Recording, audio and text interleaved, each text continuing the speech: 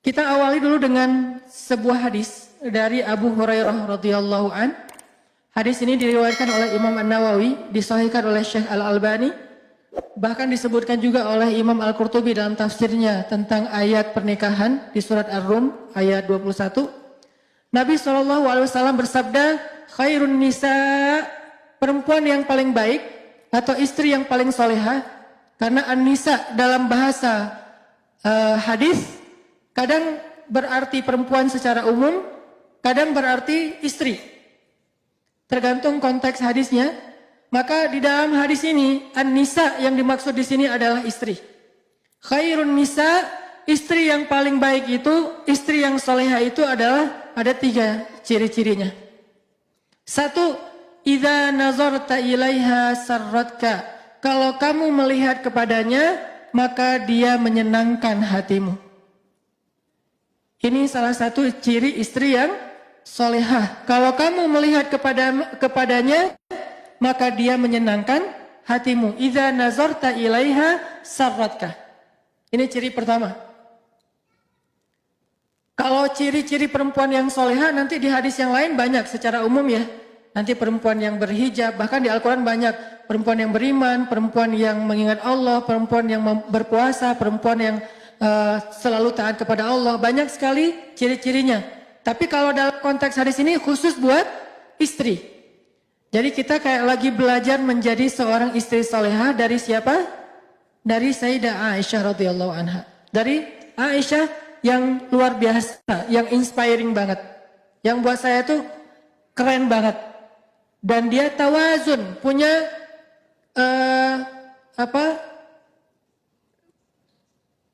keseimbangan dalam segala hal, perfect dalam segala urusan, bukan hanya masalah ahli ibadah, dan kita tahu gimana ahli ibadahnya Aisyah, bukan hanya dalam masalah jawad, karim, suka menginfakkan hartanya, kita juga tahu gimana Aisyah sekali menginfakkan hartanya itu 1000 dirham, itu ratusan juta loh kalau dikonvert ke rupiah, sekali sedekah itu 1000 dirham.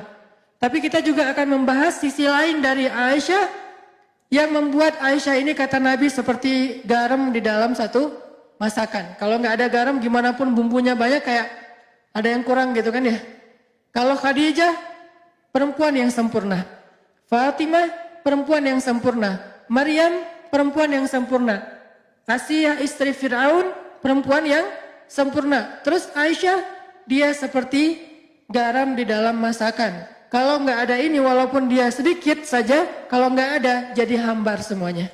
Dan itulah Aisyah radhiyallahu anha. Sehingga ketika kita belajar dari Aisyah, kita belajar unsur garamnya. Bukan pecinnya ya, tapi garam. Kalau pecin, kadang gurih, tapi nggak sehat. Kalau garam, gurih dan menyehatkan. Oke. Materi sudah diposting di IG Soft Muslimah buat nanti teman-teman yang mau mengakses. Bisa sekarang, bisa nanti setelah acara ini. Kata Nabi, khairun nisa, sebaik-baik perempuan atau sebaik-baik istri itu adalah idza nazarta ilaiha sarratka. Kalau kamu melihat ke arahnya, maka dia menyenangkan hatimu. Itu yang pertama. Yang kedua, idza amartaha ata'atka. Kalau kamu meminta dia sesuatu atau kamu menyuruhnya melakukan sesuatu, maka dia taat kepadamu. Itu ciri yang kedua. Kamu di sini siapa, ibu-ibu? Suami. Jadi kalau suami meminta sesuatu kepada istrinya, menyuruh sesuatu kepada istrinya, atau adka, dia taat kepada suaminya. Itulah istri yang solehah. Dan yang ketiga, idza ghibta anha hafizatka fi amwalika wa ahlik. Kalau engkau meninggalkannya, kerja, dinas, kayak gitu-gitu, maka dia akan menjaga kehormatanmu dan hartamu dengan amanah.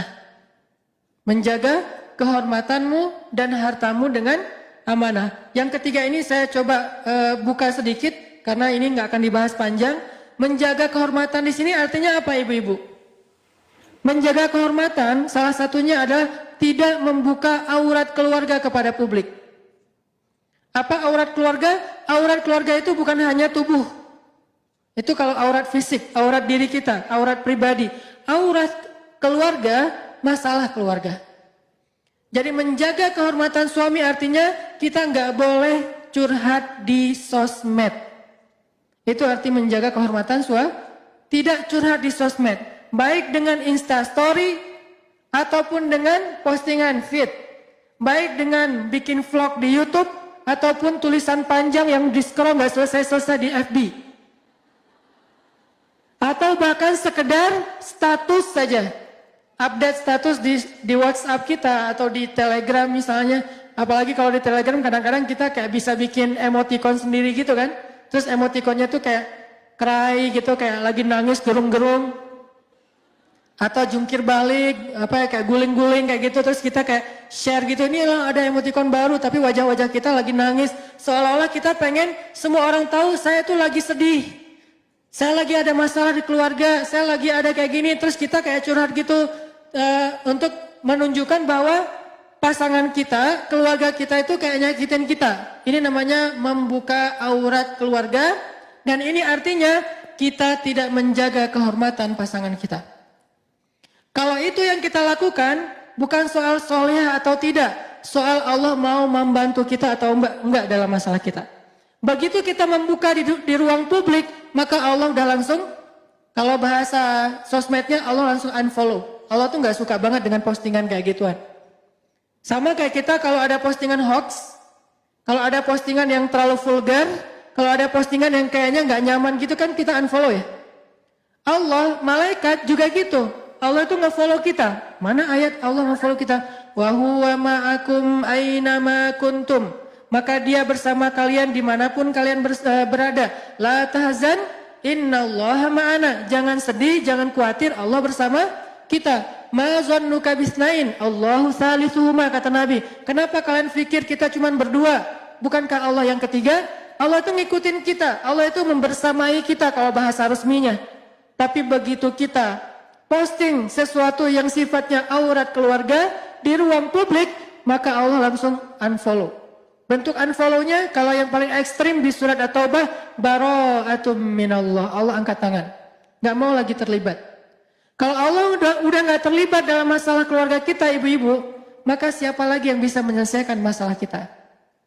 Kalau Allah udah gak terlibat dalam masalah kita dengan pasangan kita, terus siapa yang akan membujuk hati pasangan kita agar dia kemudian menjadi sayang lagi sama kita, agar dia kemudian ngaku bersalah, agar dia kemudian insaf, agar dia kemudian memperbaiki diri? Siapa yang akan membolak-balikan hati dia kalau Allah udah gak terlibat? Memangnya publik bisa membolak-balikan hati manusia? Bahkan hatinya sendiri gak bisa. Karena hati manusia ada di antara jemarinya Allah. Allah lah yang membolak-balikan hati itu. Yuqallib dzatal yamin wa dzatal shimal, itu Allah yang melakukan. Sehingga kalau Allah udah angkat tangan, udah nggak ada lagi yang akan menolong kita dalam masalah keluarga kita. Jadi kita ingin ditolong oleh followers, oleh netizen, oleh publik, atau ingin ditolong oleh Allah Subhanahu wa taala. Kalau ingin ditolong oleh Allah, maka kalimat terakhir tadi adalah idza ghibta anha hafizatka fi amwalika wa ahlika. Kalau kamu tidak bersama dengan dia, dia menjaga kamu. Salah satu adalah menjaga kehormatan. Nanti ibu-ibu boleh, ini hanya kasih clue aja. Nanti ibu-ibu boleh cek di surat curhat di Al-Quran. Apa surat curhat teh? Surat Al-Mujadalah. Itu kan terjemahannya curhat. Kalau Al-Mujadilah, perempuan yang curhat. Kalau Al-Mujadalah, curhat. Jadi tergantung kita bacanya dilah atau dalah. Kalau kita baca mujadilah, berarti perempuan yang lagi curhat. Kalau kita baca al-mujadalah, berarti curhat itu sendiri. Surat al-mujadalah berkisah tentang seorang sahabiat, seorang perempuan yang solehah banget, yang luar biasa, namanya Khawlah bintu Tha'labah. Yang dia itu dizolimi oleh suaminya, disakitin oleh suaminya, bahkan diputusin dengan cara yang kejam banget oleh suaminya. Kok kejam Ustaz? Ya kejam banget. Karena diputusin yang kejam yang kita tahu tuh kan dia ngomongnya, kita adik kakaan aja yuk. Itu kan kejam ya. Ngajak jadi adik kakak kan kejam ya. Ini ada yang lebih kejam. Apa kalimatnya? Kita jadi anak dan ibu aja yuk. Itu lebih kejam loh. Dalam bahasa fikih dikenal dengan istilah zihar. Cuman saya karena dakwahnya di segmen anak muda, di teman-teman yang sama-sama dengan saya juga baru belajar hijrah, saya nggak banyak menggunakan istilah-istilah fikih, istilah tafsir, istilah hadis, langsung ditranslate, diputusin. Diputusin. Cuman orang kadang-kadang, apaan sih diputusin? Mungkin dia nggak paham segmentasi dakwah saya yang sedang saya jalanin. Dia masih menggunakan bahasa pesantren, zihar. Bahkan banyak dari kita nggak tahu apa itu zihar. Sehingga butuh translate. Zihar itu diputusin dengan cara ngomongnya apa? Kita jadi anak dan ibu aja. Itu lebih kejam daripada dulu ada yang mutusin kita jadi adik kakak aja. Kita temenan aja yuk, kita sahabatan aja yuk. Kamu udah aku anggap kayak sahabat sendiri kok. Kita udah nggak gitu-gitu amat lah gitu ya. Teman tapi gitu deh. Nah ini ada yang lebih kejam daripada teman tapi gitu deh. Apa? Kita jadi anak dan ibu. Artinya haram selama-lamanya. Seperti ibu haram bagi anaknya. Bukan lagi istri. Akhirnya Khawlah ketika dizolimi oleh suaminya. Dia curhatnya ke siapa ibu-ibu? Curhat kepada Allah, tapi minta fatwa kepada Nabi. Nanti coba baca pembukaan dari surat Al-Mujadalah. Kalau bisa 1 halaman, tapi fokus ke ayat pertamanya dulu. Bahwa kalimatnya, tujadiluka fi zaujiha wa tashtaki ilallah. Dia meminta pendapatmu tentang kata-kata suaminya, tapi dia curhatnya, tashtaki, curhat ke Allah. Jadi dia tidak curhat kepada Nabi. Dia hanya meminta nasihat dari Nabi tentang kata-kata suaminya, kira-kira menjatuhkan talak apa tidak. Kalau bahasa sekarang tuh istifta, meminta fatwa kepada Ustadz. Ustadz, suami saya bilang gini, kamu buat saya itu seperti ibu, kira-kira itu jatuh talak gak Ustadz? Cuman segitu doang. Tapi urusan suami saya itu emang orangnya temperamen, suami saya itu gak bisa jaga lisan, suami saya itu zolim, itu gak disebutkan ke Nabi. Dia menyebutkan itu kepada siapa? Wa tashtaki ilallah. Dia menyebutkan itu kepada Allah saja.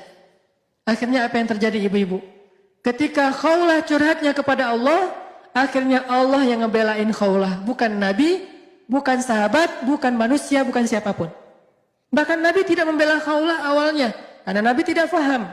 Sehingga ketika Khawlah nanya kepada Nabi, apa hukumnya kata-kata suami saya ya Rasulullah? Nabi mengatakan itu sudah jatuh talak zihar selama-lamanya wahai Khawlah. Khawlah gak terima. Dia kayak ngerasa nggak rela gitu berpisah dengan suaminya karena dia sayang sama suaminya. Gimana pun dizolimin, inilah perempuan. Kadang-kadang dia sakit hati, tergores, tapi di balik semua itu cintanya tuh kadang luar biasa ya, lebih daripada laki-laki. Walaupun dia mungkin sedikit gampang tergores, tapi kalau udah sampai ke hal-hal yang sifatnya sakral, dia lebih tahan banting dibandingkan laki-laki. Laki-laki dengan mudahnya mengeluarkan kata talak apa segala macam. Pada akhirnya perempuan yang akhirnya minta kalau bisa ini nggak jatuh talak. Ustadz gimana? Suami saya ngomong kayak gini. Yang akhirnya mencari solusi cewek, ibu-ibu, istri. Sehingga ketika Nabi bilang itu sudah jatuh talak, Khawlah kayak ngerasa sedih dan nggak rela gitu. Masa ya Rasul? Ya wahai Khawlah, nggak bisa balikan lagi? Nggak bisa wahai Khawlah. Artinya apa? Nabi aja nggak bisa ngebelain Khawlah. Padahal Nabi kurang apa coba? Nggak ada lagi manusia yang lebih baik daripada Rasul. Tapi nggak bisa ngebela Khawlah. Kenapa? Karena manusia. Tapi Khawlah curhatnya kepada Rabbnya manusia. Kepada pemilik hati. Kepada yang maha tahu segala sesuatu. Wa tashtaki ilallah ilahi Rabbi. Ashku bathi wa huzni ilaik. Aku adukan rasa sedih dan kecewaku hanya kepada engkau. Bukan kepada Instagram. Bukan kepada Snapgram. Bukan kepada YouTube. Bukan kepada para subscribers, bukan kepada FB friends, bukan kepada siapapun, bahkan bukan kepada geng di grup WA saya ya Allah. Saya nggak posting apa-apa, geng aja nggak tahu masalah saya. Kayaknya mereka ngelihat rumah tangga saya asik-asik aja, biasa-biasa aja. Sampai geng kita banget, yang nggak ada yang orang lain yang tahu apa yang kita bicarain di dalam grup, mereka nggak tahu. Gitu banget Khawlah teh. Sampai ibunya aja nggak tahu masalah Khawlah. Sampai teman dekatnya aja nggak tahu. Teman dekat kan bahasa kita geng ya. Gengnya aja nggak tahu. Yang tahu cuman Allah kemudian Nabi. Curhat ke Allah, ya Allah, ashku bathi wa huzni ilaik. Aku adukan kekecewaanku dan kesedihanku hanya kepada Engkau. Aku kecewa ya Allah. Aku sedih ya Allah. Aku nggak terima diginiin ya Allah. Akhirnya Allah yang membela Khawlah dengan menurunkan 1 halaman penuh dari surat Al-Mujadalah, bentuknya adalah pembelaan kepada Khawlah. Suaminya dimarahin sama Allah di ayat itu. Disuruh bertaubat oleh Allah di ayat itu. Dikasih beberapa hukuman syariat. Dia harus berpuasa atau memberikan makan kepada fakir miskin dan seterusnya sebagai hukuman terhadap kata-katanya yang mutusin istrinya dengan bahasa kita jadi anak dan ibu aja. Ini artinya apa? Kalau kita menjaga Allah, Allah jaga kita. Bentuk menjaga Allah dalam urusan rumah tangga, jaga kehormatan rumah tangga kita yang Allah perintahkan. Hafizatka fi amwalika wa ahlika. Nanti Allah yang akan menjaga hati kita, menjaga perasaan kita, menjaga rumah tangga kita. Allah yang akan terlibat. Ini poin yang ketiga ya. Walaupun bukan akan kita bahas panjang. Inilah 3 ciri istri solehah yang disampaikan oleh Nabi dalam hadis riwayat An-Nasai. 1, idza nazarta ilaiha sarratka. Kedua, idza amartaha ata'atka. Ketiga, idza ghibta anha hafizatka fi amwalika wa ahlika. Yang akan kita bahas yang mana ibu-ibu? Dari 3 ciri itu. Yang pertama, karena hubungannya dengan dandan. Idza nazarta ilaiha sarratka. Kalau kamu ngelihat ke dia, maka dia menyenangkan hatimu. Kalau bahasa saya, kalau dilihatin tuh nyenengin. Gak bisa lepas juga ya dari capruk bahasa santai lah ya, gak apa-apa ya. Gak terlalu resmi gak apa-apa.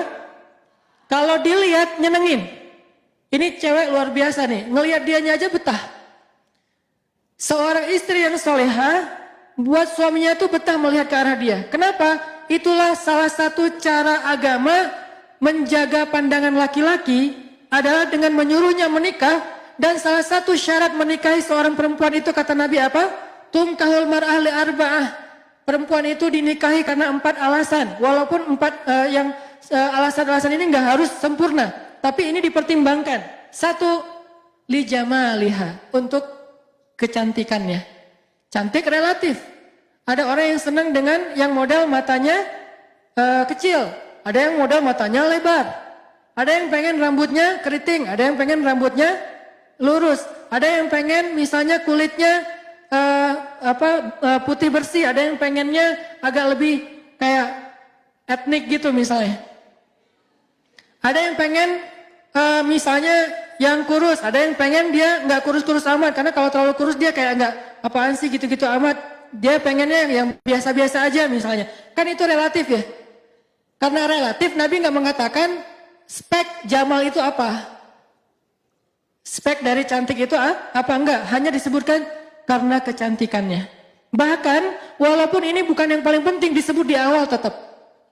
Justru yang paling penting disebut di akhir. Lidiniha, agamanya. Tetap yang disebut di awal itu di Jamal. Kenapa? Hubungannya dengan hadis An-Nasai. Supaya laki-laki itu bisa menundukkan pandangan. Dia nggak perlu ngelihat cewek lain di mall, nggak perlu ngelihat cewek lain di Instagram, nggak perlu ngelihat cewek lain di YouTube atau di TV, karena melihat istrinya aja udah nyenengin. Jadi ketika Allah Subhanahu Wa Taala menyuruh seorang laki-laki untuk ghaddul basar, menundukkan pandangan, itu bukan ngelihat ke bawah. Menundukkan pandangan itu bukan melihat ke bawah. Dalam beberapa kasus ya melihat ke bawah, tapi dalam beberapa kasus kalau perlu lihat ke atas. Kenapa? Kalau dia di mall lantai 2 ngelihat ke bawah malah nggak boleh. Pak, kenapa sih kok di situ aja berdirinya? Mah lagi nundukin pandangan mah. Kan nggak kayak terus di bawah kayak lagi ada event gitu, terus banyak para dancer gitu kan? Kayak lagi malam mingguan kan suka ada kayak live music atau apa, terus dia kayak nundukin pandangan dari atas gitu. Lagi ngapain Pak? Lagi ghaddul basar. Kan nggak bisa. Jadi terjemah menundukkan pandangan bukan melihat ke bawah, menjaga pandangan. Dan Islam, ini salah satu karakteristik Islam nih ibu-ibu. Islam itu nggak pernah ngelarang sesuatu tanpa ngasih solusi, itu nggak pernah. Nggak pernah. Kalau kita paham Islam yang luas. Contoh, Ustadz, riba diharamkan. Terus kita ngapain dong Ustadz? Riba itu dilarang tapi juga dibolehkan. Ustadz nggak takut ditahzir? Enggak. Riba itu boleh ibu-ibu. Yang nggak boleh riba dengan manusia, tapi riba ke Allah itu boleh. Malah untungnya lebih gede lah gitu. Sehingga ayatnya yamhaqullahu riba wa yurbis shadaqat. Allah mengharamkan, menghapus riba, tapi meribakan sedekah. Jadi siapa yang senang dengan riba, hayu riba dengan Allah. Caranya sedekah. Kita kasih 1, Allah balikin 700. Jadi siapa yang senang memperbanyak hartanya dengan cara sistem riba, boleh banget, tapi coba ribalah ke Allah. Sedekah yang banyak nanti Allah balikin berlipat-lipat kali. Bukan 1%, bukan 3%, bukan 5% seperti deposito versi kita, bahkan 700 kali lipat. Kalau senang riba, ribalah dengan Allah. Jadi Allah gak melarang tanpa ngasih solusi. Ustaz gak boleh minum khamar. Boleh, siapa bilang gak boleh minum khamar? Yang gak boleh minum khamar itu di dunia, di surga banyak khamar. Bahkan khamarnya jadi sungai lagi di surga. Tapi bedanya sungai khamar di surga tidak memabukkan dan tidak menghilangkan akal. Sehingga tetap terhormat walaupun minumnya sebanyak mungkin yang dia mau. Jadi khamar tidak dilarang kecuali di dunia saja. Di surga Allah sediakan khamar yang lebih baik daripada yang ada di dunia. Semua jenis khamar di dunia dengan berbagai macam brand. Yang kadang-kadang satu gelasnya aja harganya jutaan. Sabar, nanti kita akan minum yang 1 gelas harganya lebih dari 1 miliar di surga. Allah tidak melarang sesuatu tanpa ngasih solusi. Pacaran gak boleh? Boleh, tapi akad dulu baru pacaran. Siapa bilang pacaran gak boleh? Bukankah ayat pacaran di Al-Quran itu surat Ar-Rum ayat 21? Allah menjadikan di antara kalian, wahai pasangan yang halal, mawaddatan warahmah. Apa arti mawaddah warahmah? Kasih dan sayang. Berkasih sayang bahasa anak main pacaran. Dan itu boleh banget setelah nikah. Dan pacaran setelah nikah jauh lebih seru daripada pacaran sebelum nikah. Gak perlu ngumpet, gak perlu diam-diaman, gak perlu takut ketahuan orang lain, gak perlu harus di tempat-tempat yang tersembunyi, gak perlu takut ada rasa dosa, malah berpahala lagi tuh. Ngelihat aja berpahala. Memegang tangannya berpahala, berpelukan berpahala, dan seterusnya nggak usah diperjelas, berpahala. Ini pacaran setelah nikah, jadi nggak ada dalam Islam larangan tanpa solusi. Gitu juga hal yang lain termasuk menundukkan pandangan.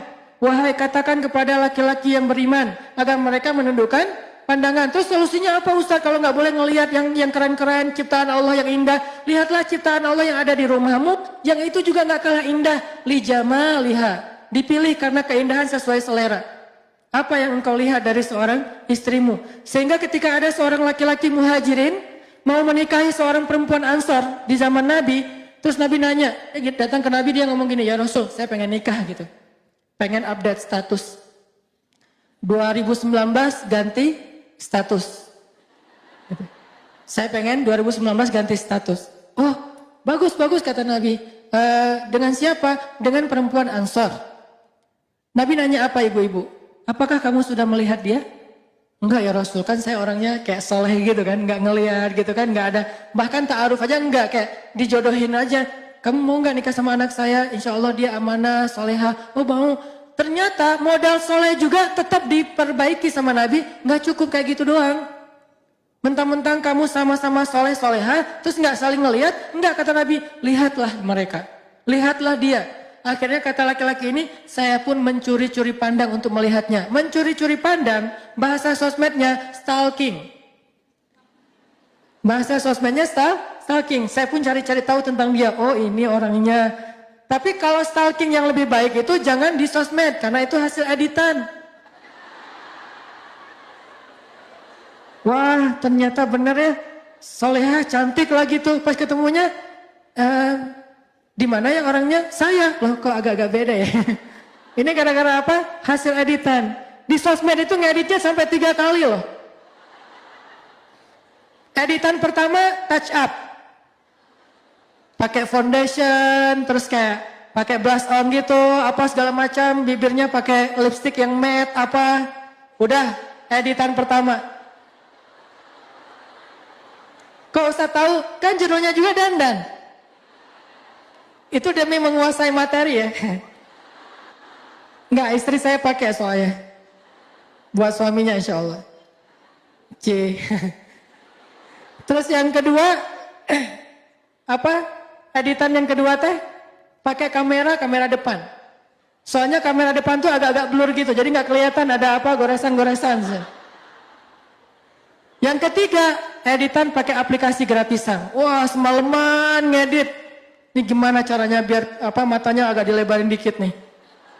Alisnya ditambahin. Terus jadi kayak nggak simetris gitu, agak-agak miring. Repot semalaman, baru besok pagi posting, berharap dapat banyak like. Itulah kalau kita stalkingnya di IG. Kalau pengen stalking langsung. Datang ke rumahnya, Pak, saya pengen ketemu sama si Neng. Seneng yang mana? Gitu. Calon saya, oh ya, didampingin sama bapaknya, ditemenin. Duduk aja bertiga gitu, atau berempat, atau berlima, atau sekampung, gak masalah. Duduk, lihat langsung. Dan perempuan yang bercadar pun, dalam konteks ta'aruf kayak gini, sebagian ulama mengatakan boleh membuka cadar hanya untuk calon pasangannya. Sampai dibolehkan membuka cadar bagi perempuan yang bercadar khusus untuk calon pasangannya. Di riwayat yang lain mengatakan nggak perlu lihat wajahnya, cukup lihat matanya dan tangannya saja. Yang jelas lihat. Kenapa? Lihat. Kadang ada selera menurut temennya cantik, menurut dia kok saya biasa aja ya. Kalau gitu jangan paksain. Kenapa? Karena dia nggak akan jadi solusi kamu dalam menundukkan pandangan. Seorang istri harusnya idza nazarta ilaiha sarraka. Kalau dilihatin suami itu nyenengin suami banget. Sehingga dia malas banget nonton film apa kayak drakor segala macam. Udah ada drakor di rumahnya. Gak perlu nonton K-pop, udah ada K-pop di rumahnya. Gak perlu nonton misalnya lagu-lagu barat segala macam, udah ada itu di rumah. Gak perlu nonton model-model yang seksi karena udah ada di rumahnya. Siapa bilang gak boleh beli pakaian seksi di mall? Ibu-ibu kalau jalan ke Arab Saudi, saya pernah gak sengaja, bukan saya stalking ya. Gak sengaja nih lagi jalan di mall Saudi, kan di Saudi cewek-cewek rata-rata bercadar ya. Cewek bercadar tapi belinya maaf, pakaian-pakaian yang kayak orang di pantai kayak gitu, pakaian-pakaian yang mungkin sebutlah kalau bahasa perempuan mungkin kayak lingerie gitu belinya, tapi bercadar.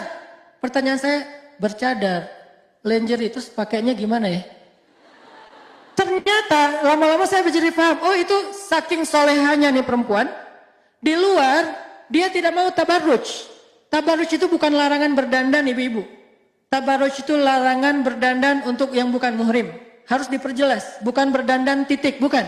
Karena berdandan titik itu masih relatif. Ada sisi positif, ada negatif. Dandan bisa ibadah, bisa dosa.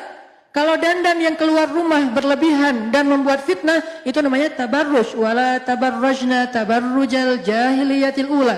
Tapi kalau dandannya untuk suami, itu namanya tazayyun. Dan tazayyun bagian dari ibadah seorang istri. Nanti kita baca nasihat-nasihat Aisyah tentang itu.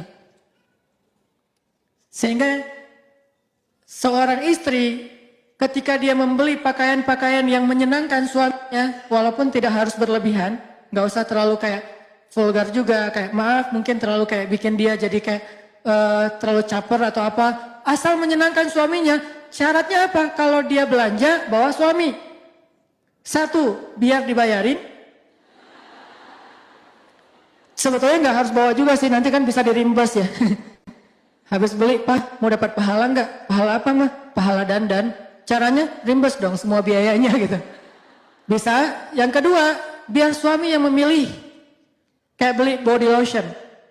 Saya kalau beli body lotion istri, saya milih. Alhamdulillah. Istri saya nanya, yang ini body lotionnya kan banyak nih, mau yang mana? Kalau aku sih senang yang fruity, saya bilang. Oh fruity, udah fruity kan banyak macam-macam. Ya terserah suami, bisa aja fruitynya misalnya rasa durian gitu. Aku sih yang durian aja boleh nggak? Oh boleh, beli aja. Pakai. Rumah kita kenapa ya kayak lagi musim durian? Iya, body lotion gitu. Terserah suami deh. Kenapa? Karena kita ingin menyenangkan. Kan niat awalnya itu kan. Idza nazarta ilaiha sarratka. Jadi benar-benar suami itu kayak betah banget di sebelah istri karena body lotionnya juga kayak aroma kesukaan dia banget. Misalnya kayak fruitinya tuh strawberry atau mungkin kayak gitu-gitulah yang saya juga nggak ngerti. Kalau saya taunya beberapa doang misalnya. Nah itu bisa bikin terus kayak beli parfum. Parfumnya yang kayak gimana? Aku yang seneng yang ada kayak manis-manisnya gitu. Oh ya udah vanilla aja ya, vanilla, beli aja vanilla. Jadi kalau kayak pakai baju terus pakai parfum vanilla di sebelah suami kayak merasa kamu harum banget sih. Karena harum itu bukan cuma parfum. Selera parfum kan orang private banget ya. Suami kita yang tahu dia lebih senangnya apa. Terus kayak pakaian, dia senangnya yang warna apa, bukan kita senangnya warna apa. kalau mau beribadah. Kalau kita senangnya warna apa, nggak ada nilai ibadah, atau mungkin juga nggak dosa, biasa-biasa aja, mubah gitu. Saya senangnya ungu, dari ujung rambut sampai ujung kaki ungu. Sampai setir mobil ungu, jok mobil ungu, kalau perlu bannya juga ungu. Kenapa? Kayak ungu fans banget lah ya pokoknya. Tapi kalau suami kita bilang, aku sih senangnya black on black sih. Soalnya suaminya anak street banget kan gitu ya. Jadi kayak anak jalan banget, jadi senangnya black on black. Ya udah, black on black kan soleha banget ya. Semuanya hitam, serba hitam gitu. Sampai akhirnya pakai lipstick juga hitam misalnya. Nah, mama sehat. Kenapa? Terlihat seperti orang sakit gitu. Ya pokoknya suami yang memilih sampai warnanya atau apa. Ini insya Allah akan jadi ibadah banget ibu-ibu. Kenapa? Itu bisa jadi solusi kalau suami disuruh tundukkan pandangan, dia punya pandangan yang bisa membuat dia itu bisa mengalihkan sesuatu yang negatif menjadi yang positif. Lihat istri aja. Terus nanti di dalam hadis yang lain, ini kalau kita eksplor komparasi beberapa hadis, karena metode belajar di Al-Azhar adalah metode komparatif. Kita itu nggak dibolehin banget di Al-Azhar itu, SOP kampus Al-Azhar itu nggak boleh menyimpulkan sesuatu tanpa mengambil beberapa referensi dalil. Jadi nggak boleh satu hadis langsung menyimpulkan fatwa, nggak boleh di Al-Azhar itu, nggak boleh banget. Kita harus banding-bandingkan ayat dengan ayat, ayat dengan hadis, hadis dengan hadis, hadis dengan sahabat, sahabat dengan ulama. Wah, dibandingin semuanya, jadilah sebuah produk fikih yang dikenal dengan fatwa atau hukum. Itulah cara belajar di Al-Azhar. Kalau kita bandingkan beberapa hadis yang lain, nanti Nabi juga bersabda, keutamaan memandang istri. Tapi ini materinya buat khutbah Jumat. Seorang suami memandang istri, maka Allah Subhanahu wa taala akan menggugurkan dosanya. Memandang istri aja menggugurkan dosa mereka berdua nih. Istri ketika sering dipandang suami, maka dosanya berguguran loh ibu-ibu. Jadi kalau dipandang suami itu jangan dilarang. Pak, ngapain sih ngeliat gitu-gitu amat sih? Mikirnya macam-macam ya? Enggak. Kalau suami ngelihat kita tuh harus kayak, oh alhamdulillah lagi ibadah gratis tanpa harus berdiri ruku dan sujud, udah dapat pahala, berguguran dosa. Jadi pagi-pagi itu udah aja lewat lalu lalang rempong gitu depan suami. Suami kayak duduk gitu. Ya nggak gitu-gitu juga sih. Suami kayak ngelihat, saya beberapa kali suka gitu kalau pagi lebih udah siap dengan kopinya. Kadang-kadang salah posting lagi, posting kopi hari Senin. Ustaz nggak puasa, oh iya maaf, ketahuan gitu kan nggak puasa Senin. Terus kayak duduk gitu, istri lalu ngeliatin. Satu kali lewat itu kayak tawaf loh. Kebayang nggak kalau sampai berapa puluh kali lewat, itu udah berapa orang tawaf. Ke sana beresin dapur, sana lagi ke kamar anak, balik lagi ke kamar mandi, liatin aja. Terus kesimpulannya apa? Nih suami nggak pekaan ya. Ngeliat istrinya rempong, dia malah, kan bagi-bagi pahala. Mama berpahala dengan cara rempong. Papa berpahala dengan cara ngelihat orang rempong. Ini memandang istri, karena dia seneng aja gitu ngeliat istri aku kayak gemesin banget sih kamu gitu kan ya. Jadi bahasa sarot kayak itu bisa berarti gemesin, bisa berarti unyu-unyu banget, bisa berarti kayak seksi, bisa berarti nyenengin, bisa berarti seru, bisa banyak arti yang jelas nyenengin hati. Sarotka. Udah diliatin, apa sih ngeliat gitu-gitu amat? Enggak, aku lagi heran, ada ya bidadari yang jalan di bumi. Salah tingkah gitu, terus dia kayak manja gitu duduk di sebelah. Ketika mereka bersentuhan, Allah turunkan kasih sayang Allah di antara mereka. Ketika suaminya memanggil istrinya ke kamar, maaf ya emang hadisnya kayak gitu, maka Allah Subhanahu wa taala makin cinta kepada mereka. Dan setelah itu Nabi nggak membahas secara jelas, tapi kita ngerti lah. Yang jelas semuanya ibadah. Jadi nyambung juga nih hadis ini, kemudian hadis tentang ayat tentang ghadul basar, hadis tentang memandang wajah istri itu adalah ibadah. Bahkan Nabi itu suka banget memandang wajah Aisyah, lalu memujinya dengan panggilan apa? Humaira. Apa arti Humaira? Sebagian mengatakan yang wajahnya kemerah-merahan, tapi sebagian besar ulama bilang Humaira itu istilah untuk cewek yang putih banget. Jadi nggak dibilang baydo, karena kalau baydo itu arti putih dalam makna yang bukan kulit ya. Kalau kulit orang Arab kalau putih banget bilangnya Humaira. Kayak orang Jawa bilangnya kuning. Ya, orang Jawa bilangnya kan bukan, anaknya putih banget, enggak kan ya? Anaknya kuning loh gitu. Jadi kuning itu kalau dalam bahasa Jawa itu artinya putih. Kalau orang Arab merah. Merah itu artinya putih. Kok disebut merah Ustaz? Saking putihnya, kalau dia malu, kalau dia salting, kalau dia nervous, itu sampai ke merah-merahan. Saking putihnya. Sehingga disebut dia Humairah. Itu kan wajah kan?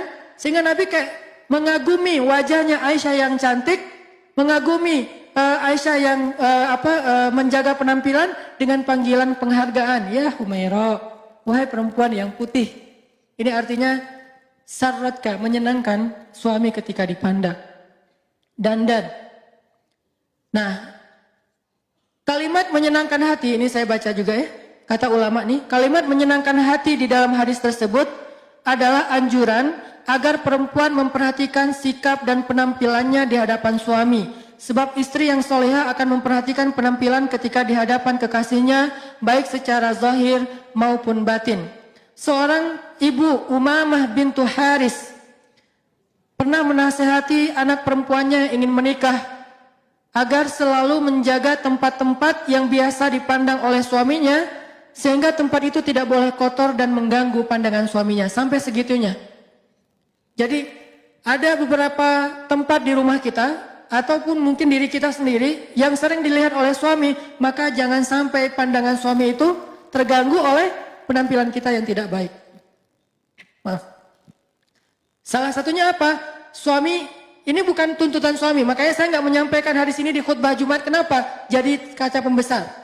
Mah, tadi khutbah Jumatnya bagus banget loh. Membahas tentang mama, itu nggak bagus. Kenapa? Harusnya khutbah Jumat membahas tentang suami. Kalau kajian perempuan membahas tentang istri, biar sama-sama dapat cermin. Dan kajian ini jangan di-share ke suami, biar saya aja yang share. Jangan di-share ke suami, kenapa? Nanti akan jadi kayak saling menuntut. Nggak boleh. Kalau kita lagi punya masalah suami istri, carilah hadis untuk menasehati diri kita. Jangan googling hadis untuk menasehati pasangan kita, itu kebalik. Dan kayak nggak masuk akal banget. Contohnya, analoginya gini. Handphone kita habis baterai. Terus tiba-tiba kita ngomong ke teman kita, mana handphone lo? Ngapain? Mau gua cas? Kenapa emang? Kan HP gua masih penuh baterainya. Soalnya handphone gua habis baterai. Aneh ya? Handphone kita habis baterai, tapi yang kita cas handphone teman. Nyambung gak sih? Nggak nyambung kan? Mana handphone lo sini? Kenapa mau dicas? Kenapa? Handphone gua soalnya habis baterai. Kok handphone dia yang dicas? Harusnya handphone kita kan? Kalau kita punya masalah dengan pasangan kita, jangan mencas pasangan, caslah diri kita. Mencas pasangan, kita cari ayat, hadis untuk memperbaiki diri dia. Harusnya kita mencari ayat dan hadis untuk memperbaiki diri sendiri. Jadi suami cari hadis tentang suami, istri cari hadis tentang istri. Suami misalnya mencari hadis tentang seorang suami yang soleh itu adalah bla bla bla bla bla. Itu banyak, nggak usah disampaikan sekarang. Istri juga mencari hadis tentang istri yang soleh adalah bla bla bla bla, yang banyak sekali juga. Sehingga ketika kita punya masalah, kita sama-sama punya inisiatif memperbaiki diri, bukan memperbaiki pasangan. Kalau memperbaiki pasangan nggak akan selesai, jadi debat nanti malah. Sehingga dalam konteks ini bukan berarti suami nuntut kita gini, enggak ya. Tapi ini bagian dari kita belajar pengen jadi istri yang solehah, pengen berpahala di sisi Allah, pengen di-like oleh Allah, pengen niru bunda Aisyah radhiyallahu anha juga. Sehingga saking solehahnya Aisyah, saking disayangnya Aisyah oleh Nabi, sampai Jibril menitipkan salam kepada Aisyah. Sampai Jibril aja ngirim salam buat Aisyah. Jadi maksud dari menyenangkan hati itu adalah berdandan. Nabi SAW bersabda, jihadnya seorang perempuan adalah berbakti kepada suami. Dalam bahasa hadis disebut dengan husnut taba'ul. Apa arti husnut taba'ul? Husnut taba'ul itu artinya berbakti kepada suami. Nanti ada lagi nasihat-nasihat Nabi.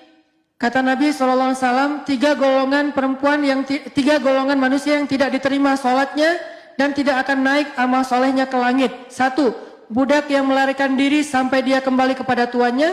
Kedua, perempuan yang mengecewakan suaminya sampai suami itu ridho. dan ketiga peminum yang sedang mabuk sampai ia sadar.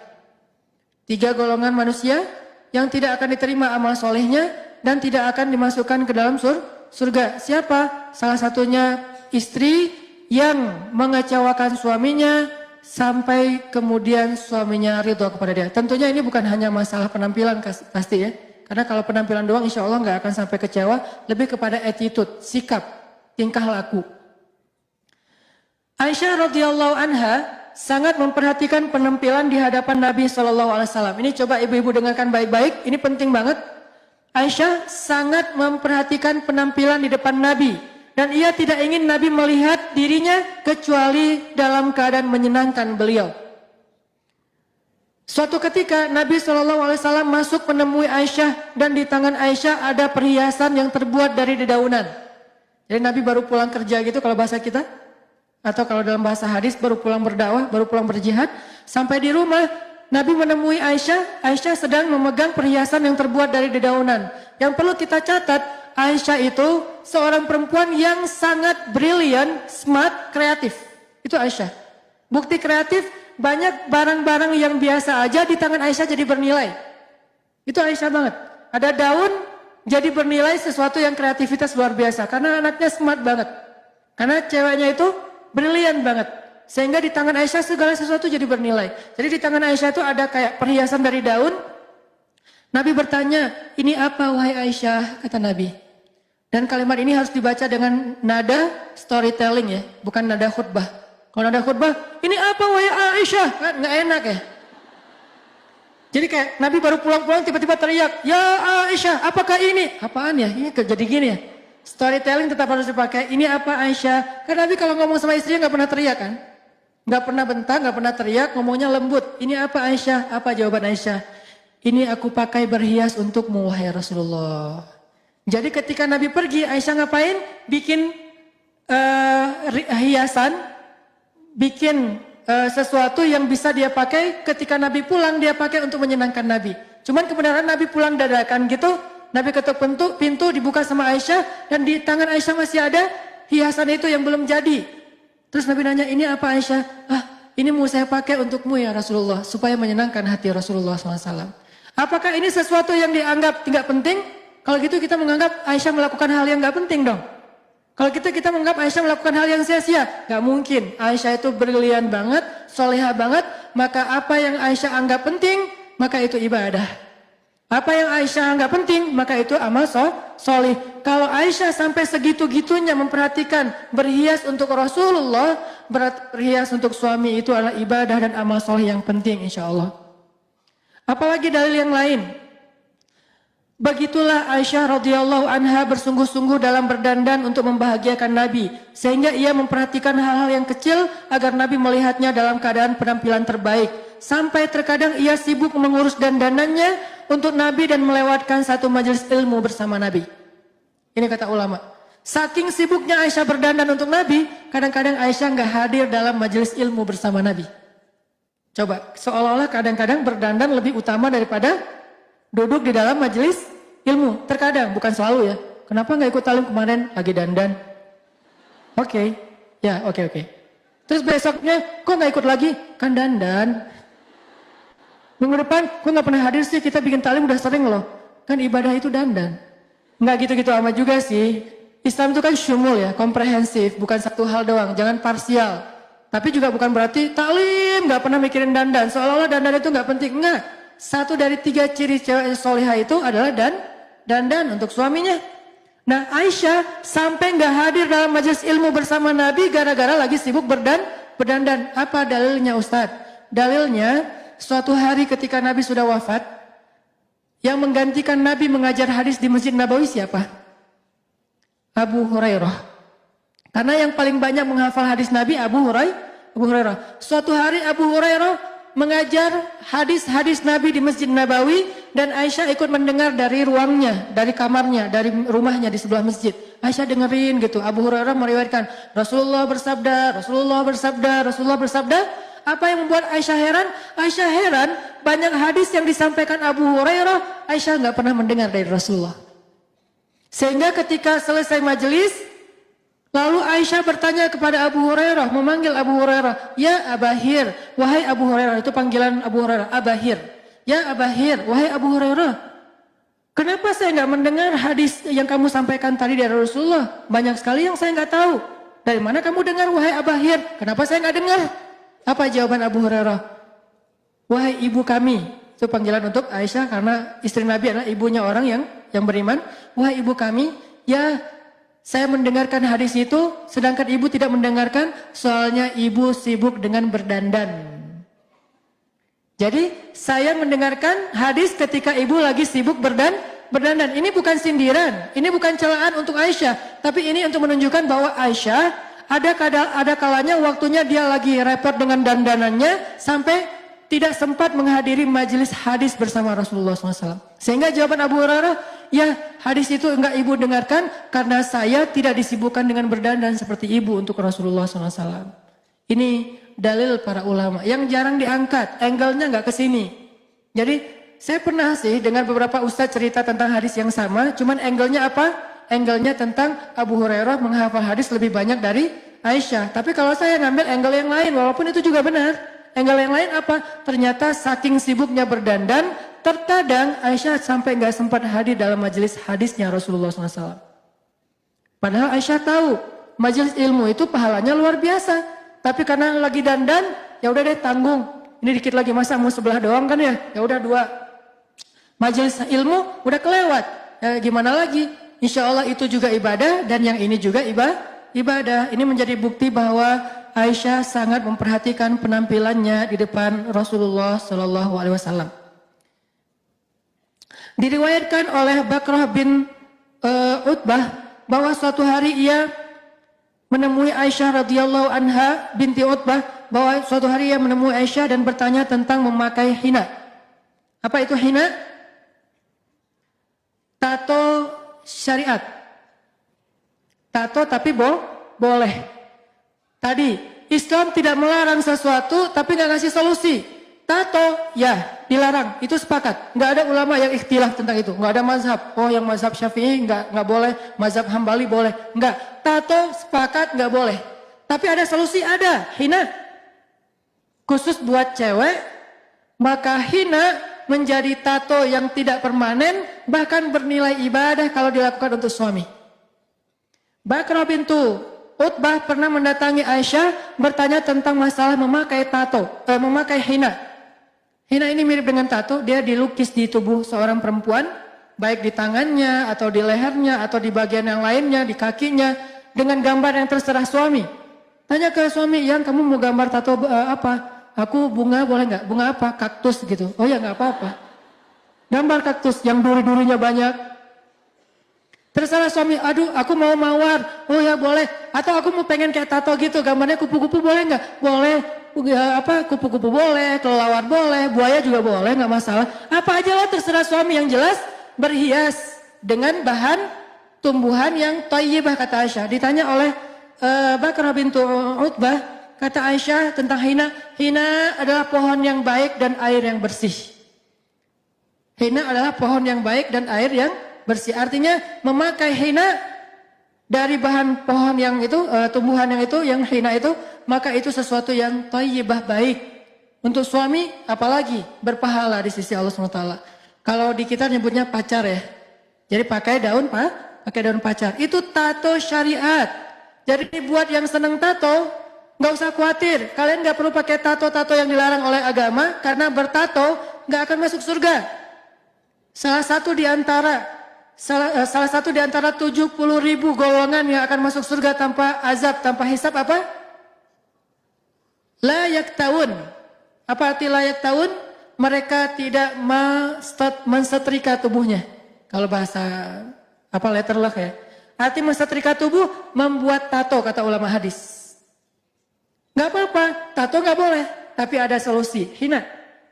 Sehingga yang senang melukis di tubuhnya, lukislah tubuh teman-teman perempuan hina oleh seorang seniman yang bagus, tentunya per akhwat sendiri, di bagian-bagian yang masih wajar dan ditujukan untuk suami. Maka itu thayyibah, kata Aisyah, itu baik. Itu Thayyibah itu baik. Kayak misalnya bikin di tangan, di sini, atau di bagian tangannya kayak gelang gitu, tapi dalam bentuk lukisan hina, kayak bunga apa gitu, kayak tanggal lahir atau apalah. Terserah deh kan, atau ambil aja gambar-gambar di Google gitu kan, image tato buat cewek. Kan banyak tuh. Terus nanti aku pengen tato kayak gini karena suami aku seneng yang kayak gini. Bikin pakai hina yang lebih kreatif. Karena nggak harus selalu tato itu gaya-gaya India gitu kan. Kan ada yang seleranya India, dangdut, pop, apa. Kan beda-beda kan ya. Kalau yang senangnya dangdut ya udah gaya India aja yang rame di sini misalnya. Ya nggak masalah, bajunya juga rame. Tapi ada yang senangnya simpel-simpel aja. Tatonya cuma tanda tangan gitu. Ya nggak masalah juga. Tanda tangan suaminya. Dan tanda tangannya juga simple, kayak tanda tangan Benyamin. Ya intinya atau nama suami, nama atau tanggal mereka awal pertama kali mereka ketemuan gitu, atau kayak pertama kali mereka ketemu tuh ada kata-kata apa gitu, sebuah puisi dari suaminya diabadikan dalam bentuk tato hina gitu kan ya. Setelah seminggu hilang, kenapa? Soalnya kan hina nggak permanen ya, tembus air. Ganti lagi dengan kata-kata yang baru, bisa update malah. Bisa update status. Kalau tato kan nggak bisa diupdate ya, dihapus susah. Kalau diganti dengan yang lain jadi kebanyakan, jadi kayak gimana gitu, kayak aneh gitu kan, terlalu banyak. Kamu apain sih kok rame banget? Ya intinya adalah Allah tuh ngasih solusi banget. Dan saya sangat yakin Islam itu bukan agama yang bawel. Nggak boleh, haram. Halalnya mana? Banyak. Di antara 5 grade hukum dalam Islam, cuma 1 doang yang haram. Yang ini halal 4-4-nya. Coba kita bikin grade ya. Grade hukum dalam Islam. Pertama wajib. Boleh nggak yang wajib tuh? Bukan boleh lagi. Kalau bisa harus ya. Kecuali ada uzur syar'i. Harus. Berarti boleh dilakuin. Di bawahnya sunnah. Boleh nggak? Malah berpahala kalau kita lakukan. Di bawahnya mubah. Boleh nggak? Boleh. Walaupun nggak berpahala. Tapi juga nggak dosa. Di bawahnya lagi makruh, boleh nggak? Boleh, walaupun ditinggalkan lebih baik, tapi boleh dilakukan? Boleh. Baru yang terakhir, haram yang nggak boleh. Dari 5 grade hukum dalam Islam, cuma 1 doang yang nggak boleh. 4 boleh. Dengan levelnya masing-masing, tapi boleh, sama boleh. Cuman ada yang berpahala bolehnya, ada yang lebih berpahala lagi, ada yang biasa aja, ada yang bahkan kalau ditinggalkan berpahala, tapi dilakukan juga nggak masalah. Intinya adalah Islam itu bukan agama yang ribet, yang susah, yang berat, yang beban, yang bawel, yang cerewet, yang cuma tahu istilah haram. Ustadz ini haram, belum juga nanya udah haram. Gimana nih? Ustadz saya ada pertanyaan, haram. Kok haram? Belum nanya. Jadi jangan senang dengan kata haram. Senanglah dengan kata halal. Halal, haram. Sehingga ayatnya basyiran wa naziran, berita gembira dan peringatan. Tidak ada naziran wa basyiran, peringatan dan berita gembira. Sehingga orang kayak trauma gitu ngebahas Islam. Udah nggak usah terlalu serius lah, gua trauma dengan istilah-istilah yang terlalu syariat. Jadi dengan syariat trauma, karena yang ditampilkan tentang syariat itu cambuk. Gak ditampilkan efek dari itu, gara-gara cambuk akhirnya zina jadi berkurang, bahkan hampir tidak ada. Gak ditampilkan efek dari hukum syariat itu, gak ada lagi orang yang buang bayi di jalanan. Bukan itu yang ditampilkan dari syariat, tapi adegan cambuknya, adegan rajamnya, adegan kisosnya. Nggak ditampilkan gara-gara kisos jadi zero crime. Kenapa? Karena naziran wa basyiran, bukan basyiran wa naziran. Harusnya kan Islam itu basyiran wa naziran. Yang nyemangatin, yang bikin orang senang gitu. Yang bikin orang bergairah. Termasuk ini. Ustadz, apa hukum tato? Boleh, tapi dari bahan hina, khusus cewek dan hanya untuk suaminya. Itu jawaban lengkapnya. Dan tolong ini jangan di-cut ya. Jangan diedit jadi 1 menit terus salah paham. Harus lengkap. Ustadz, apa hukum tato? Boleh dengan syarat bahannya dari hina, dipakai oleh cewek, ditujukan hanya untuk suami. Tato yang kayak gitu, boleh. Saya lebih senang menjawab boleh daripada enggak. Ustadz, apa hukum riba? Boleh dengan syarat ribanya ke Allah, bentuknya sedekah. Ustadz, apa hukum pacaran? Boleh, tapi akad dulu. Ustadz, apa hukum ini? Boleh. Ustadz, apa hukum khamar? Boleh banget, enak lagi tuh. Tapi di surga. Syaratnya meninggal dulu.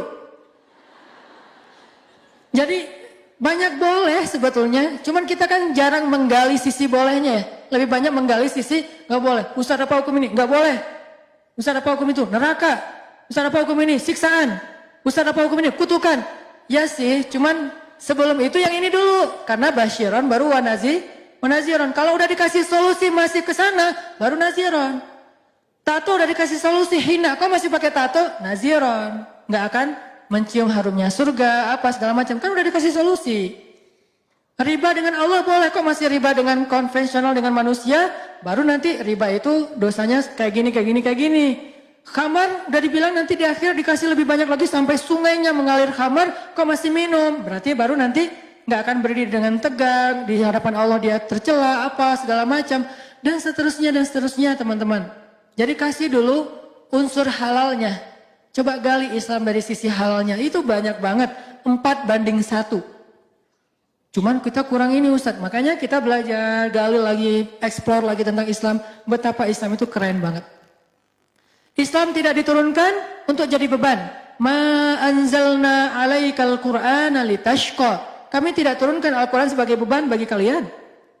Hijab Ustadz, kok hijab? Hijab itu bukan soal halal dan haram. Hijab itu soal kehormatan di sisi Allah dan malaikat. Malaikat itu segan banget sama cewek berhijab. Malaikat itu respect banget sama cewek berhijab. Malaikat itu akan hormat banget sama cewek berhijab. Sampai mau ketemu cewek berhijab aja, malaikat nggak berani ketemu kalau dia belum siap untuk menemui seorang malaikat. Siapa dia? Khadijah. Khadijah itu ketika malaikat mau datang ke rumahnya, malaikat itu nggak langsung masuk. Padahal kan malaikat bisa tembus dinding ya. Malaikat bisa tembus dinding nggak Bu? Kalau mau cling gitu, hantu aja bisa tembus dinding. Jin aja bisa tembus dinding, masa malaikat nggak bisa? Kenapa sih? Kayak Jibril kayak ribet banget sih mau masuk ke rumah Khadijah, kayak ngetuk pintu dulu, terus permisi dulu. Karena Jibril itu respect banget sama Khadijah. Kenapa? Karena Khadijah tidak pernah membuka auratnya, kecuali hanya untuk orang yang boleh melihat auratnya. Terhormat. Sampai-sampai nanti unsur lainnya, saking dihargai oleh Allah ketika kita menutup aurat masa hidup, Allah yang akan menjaga aurat kita ketika kita wafat. Jaga Allah, Allah jaga kamu. Apa contohnya? Tsunami di kampung saya di Aceh dulu. Alhamdulillah, sejak saya pergi ke Mesir, Allah kasih hidayah, ibu saya udah nggak pernah lagi membuka hijabnya. Kalau keluar rumah, kalau dulu kan hijab itu cenderung kayak pakaian resmi ya. Acara resmi baru berhijab. Kalau ke warung doang, ya standar lah ya. Nggak sampai vulgar sih, cuman tapi rambutnya kelihatan. Karena dianggap cuma ke warung tetangga, kan gitu ya. Tapi alhamdulillah akhirnya paham, oh itu bukan masalah ke warung atau ke tempat yang resmi, tapi menutup aurat. Alhamdulillah sejak saya ke Mesir, ibu saya udah menutup aurat dengan lebih baik. Dan ketika meninggal dalam musibah tsunami itu kan kayak blender. Teman saya alhamdulillah dia selamat, dia cerita. Dia bilang, dia manggil saya gitu, Anang, dulu waktu tsunami itu, gua naik ke lantai 2 rumah gua. Dia rumahnya 2 lantai. Naik ke lantai 2 karena dekat laut, itu kelelep juga. Walaupun lantai, karena airnya itu lebih tinggi dari pohon kelapa kalau yang dekat laut. Aris, Bilal, saya manggilnya Aris, panggilan keluarga. Bilal itu kan korban tsunami, dia ke blender dalam tsunami. Dia ininya kan punggung dia itu kan sempat kebelah, terus kakinya sempat sobek besar, kepalanya juga pernah ininya ada beberapa bekas kebelah gitu. Karena dia ke blender dalam tsunami, dia saksi hidup lah dalam musibah tsunami. Dia megang ibu saya, megang kakak saya, mereka bertiga kayak pegangan gitu menghadap ombak tsunami yang katanya lebih tinggi dari pohon kelapa. Itu hitam tapi kayak meletup-letup gitu, pecah gitu, hancur semua yang ada di depannya. Karena udah nggak bisa lari, akhirnya mereka ke blender bertiga. Dalam blenderan itu kata Bilal, dia sadar, lepas tangan ibu, lepas tangan kakak. Terus Bilal terdampar, nyangkut di atas atap rumah orang, tapi udah sobek-sobek, terus dia pingsan gitu. Pas dia sadar, ibu udah meninggal di pekarangan rumah, blender tapi selamat ketahuan ininya, jenazahnya di pekarangan rumah sama kakak saya. Yang bikin saya berbaik sangka dan jadi kayak hiburan buat saya, udah ke blender, hijabnya nggak lepas. Sedangkan teman saya, dia cerita, namanya Habibi, dia cerita, Hanan, dulu gue juga ikut ke blender pas tsunami, gue pakai jeans, pakai baju kaos gue hilang, jeans gue hilang. Kebayang nggak pakai celana jeans yang ketat, pas dia di blender, sadar-sadarnya di atas atap rumah orang, itu udah hilang pakaiannya. Malah pakai celana jeans loh, bukan hijab, bukan jilbab yang longgar ya. Jeans kan ketat, susah banget kan dibuka kan, Sampai kalau darurat kan susah banget tuh dibuka tuh. Itu padahal ngebuka pakai tangan kita aja susah. Buka kancingnya dulu itu susah. Apalagi di blender harusnya kan, apalagi dalam air harusnya kan nggak kebuka. Tapi saking parahnya tuh blenderannya, Habibie ini selamat udah nggak pakai jeans, udah nggak pakai kaos. Untungnya mungkin Allah masih menjaga aurat dia, masih pakai pakaian dalam. Tapi jeans sama kaosnya udah hilang. Ibu saya dan ada beberapa kejadian perempuan muslimah, aktivis-aktivis dakwah yang mereka ke blender juga, ditemukan di depan rumah, ditemukan di jalan, tertelungkup, tapi hijabnya sempurna. Padahal ke blender. Itu hadis, jagalah Allah, Allah jaga kamu. Jaga Allah ketika kamu hidup, Allah jaga kamu ketika kamu wafat. Kalau di dunia aja digituin sama Allah, gimana di akhirat? Gak mungkin dia akan dibuka aibnya oleh Allah, Allah akan jaga. Allah akan bikin dia terhormat nanti di akhirat. Walaupun nanti di padang mahsyar ada adegan gak pakai apa-apa yang bikin Aisyah malu banget dengan hadisnya kan ya. Kata Aisyah, aduh malu banget sih hadis, cerita itu. Kata Nabi, Aisyah, waktu itu orang gak akan peduli tentang aurat. Karena orang sibuk dengan likul limri'in yauma idzin sya'nun yughni. Tapi setelah itu Allah langsung tutup aurat cewek-cewek yang berhijab. Ini namanya basyiran. Bukan yang tidak berhijab satu jengkal itu nanti neraka segala macam. Itu yang kesekian. Nomor satunya, bahaslah unsur motivasinya, gairahnya, kebaikannya, kehormatannya. Itulah yang dibahas dalam Al-Quran. Itulah yang dibahas dalam hadis, termasuk bab ini. Ternyata pakai tato itu boleh dengan syarat yang saya sebutkan tadi. Hina, khusus cewek, dan diniatkan buat suami, bukan buat orang lain. Malah tato ini tato berpahala lah gitu. Terus Bakrah bintu Utbah nanya lagi, bagaimana